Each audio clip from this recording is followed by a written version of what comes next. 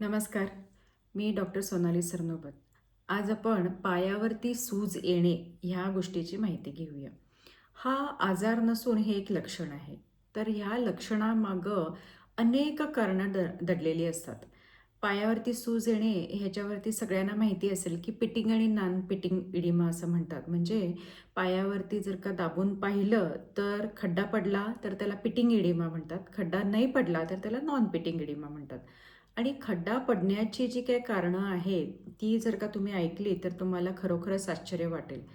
त्याच्यामध्ये हृदय, यकृत म्हणजे लिव्हर आणि किडनी ह्या तिन्ही ऑर्गन्सशी म्हणजे ह्या तिन्ही अवयवांशी निगडीत अशी बरीच कारणं असू शकतात, जेणेकरून म्हणजे रक्त कमी होणे ते अगदी कॅन्सरपर्यंत.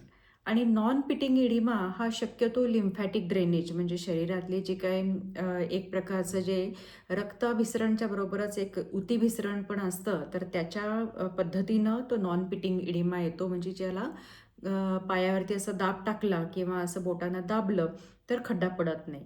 आणि त्याशिवाय हायपोथायरॉइडिझम म्हणजे थायरॉईडचा हॉर्मोन जे TSH म्हणून असतं, ते जर का खूप जास्त होत असेल, तर त्याच्यामुळं हायपोथायरॉइडिझम होतो आणि त्यांना नॉन पिटिंग इडिमा होतो. आणि पिटिंग इडिमा जो आहे म्हणजे जर पायावरती अशी जी काही सूज येते, ती हार्टच्या बाबतीत असू शकते, किडनीच्या बाबतीत असू शकते, लिव्हरच्या बाबतीत असू शकते. त्यामुळं जर का पायावरती सूज येत असेल, तर ताबडतोब डॉक्टरना दाखवणं फार गरजेचं आहे. कित्येक वेळेला आर्थरायटिस असेल म्हणजे संधिवात असेल, तरीसुद्धा पायावरती सूज येऊ शकते. रक्त कमी असेल तरीसुद्धा सूज येऊ शकते. लिव्हर सिरोसिस असेल, लिव्हरचं काम व्यवस्थित नसेल, तरीसुद्धा होऊ शकते तसं. आणि त्याशिवाय किडनीचे काही डिसीजेस म्हणजे क्रॉनिक रिनल फेल्युअर असू देत किंवा नेफ्रॉटिक सिंड्रोम असू देत, तर त्याच्यामध्ये पण पायाबरोबर चेहऱ्यावरती सुद्धा सूज येऊ शकते. शरीर असं अगदी टुम्म फुगल्यासारखं होतं. हृदयाच्या ज्या काही तक्रारी आहेत, त्याच्यामध्ये कंजेस्टिव्ह कार्डियक फेल्युअर असेल किंवा हृदयाच्या झडपा नीट काम करत नसतील, तरीसुद्धा पायावरती सूज येते. मग ह्याच्यासाठी काय करायला पाहिजे? तर प्राथमिक म्हणजे की रक्त तपासायला पाहिजे. त्याशिवाय हृदयाच्या काही तपासण्या, यकृताच्या, लिव्हरच्या काही तपासण्या, किडनीच्या तपासण्या ह्या करायला पाहिजेत. आणि तुमचे डॉक्टर जेव्हा सांगतात, की ह्या गोष्टी केल्या पाहिजेत, चेकिंग केलं पाहिजे, तर रक्त तपासून काय होणार आहे? उगाच पैसे कशाला खर्च करायचे? असा विचार न करता खरोखरच या तपासण्या कराव्या लागतात. आणि त्याहून आपण जे काही निदान करतो, त्या योग्य प्रकारे जे काही निदान केलं जातं, तर त्या प्रकारे ट्रीटमेंटसुद्धा घ्यावी लागते.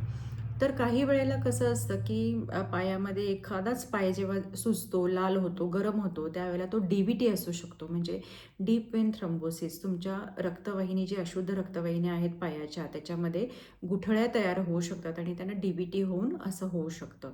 तर तुमचं जे काही तक्रार आहे, तुमची जी तक्रार आहे, पायावरती जी सूज येते आहे, त्याचं योग्य निदान होणं हे गरजेचं आहे. पाय जेव्हा टपोरे फुगतात, त्यावेळेला तुमच्या डॉक्टरना तुम्ही सांगितलंच पाहिजे, दाखवलंच पाहिजे.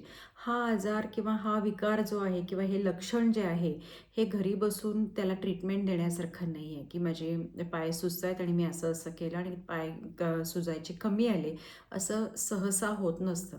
तर ते कुठल्यातरी आतल्या एखाद्या डीप आजाराचं म्हणजे घातक आजाराचं लक्षण असू शकते. रक्त कमी असेल, जर का हिमोग्लोबिन कमी असेल, तर शरीरामध्ये पाण्याचा साठा येऊन अशी सूज येऊ शकते. तर याच्यावरती तुम्ही ताबडतोब डॉक्टरांचा सल्ला घेणं उपयुक्त असतं. तर यामध्ये आता जर का काही विविध आजार असतील, तर त्याच्यामध्ये होमिओपॅथी कशी ॲक्शन करते? तर तुम्ही म्हणाल, की सगळ्यावरतीच कशी होमिओपॅथी उपयोग पडते? तर उपयोगी पडते, कारण ह्याच्या मागचं जे काही कारण आहे, हे शोधलं पाहिजे. ही जी क्रॉनिक डिसीजेस असतात, यकृतासंबंधी असतील किंवा किडनी संबंधी असतील किंवा हृदयासंबंधित असतील, जिथं ऑपरेशन करावं लागत नाही, त्या ठिकाणी होमिओपॅथी सगळीकडं तुम्हाला उपयुक्त असतेच. आणि DVT असेल किंवा हायपोथायरॉइडिझम असेल, तर ह्याच्यामध्ये सुद्धा होमिओपॅथी उपयुक्त असते. काही आजार असे असतात, की ते एकदम घातक असतात. त्याच्यामध्ये काही वेळेला ॲलोपॅथी द्यावीच लागते, हॉस्पिटलायझेशन करावंच लागतं. पण साईड बाय साईड त्याच्याबरोबरच एक ॲलिएटिव्ह थेरपी म्हणून किंवा इव्हिडन्स थेरपी म्हणून, इव्हिडन्स बेस्ड थेरपी म्हणून होमिओपॅथीचा अवलंब करू शकतो. तर याच्यासाठी आपल्या डॉक्टरांना दाखवायला विसरू नका. सोबत फोन नंबर्स देत आहे, आम्हाला संपर्क साधायलाही विसरू नका. आणि तुम्हाला जर का काही क्वेरीज असतील, काही प्रश्न विचारायचे असतील, तर कमेंटमध्ये नक्की विचारा. चांगल्या कमेंट नक्की करा. धन्यवाद.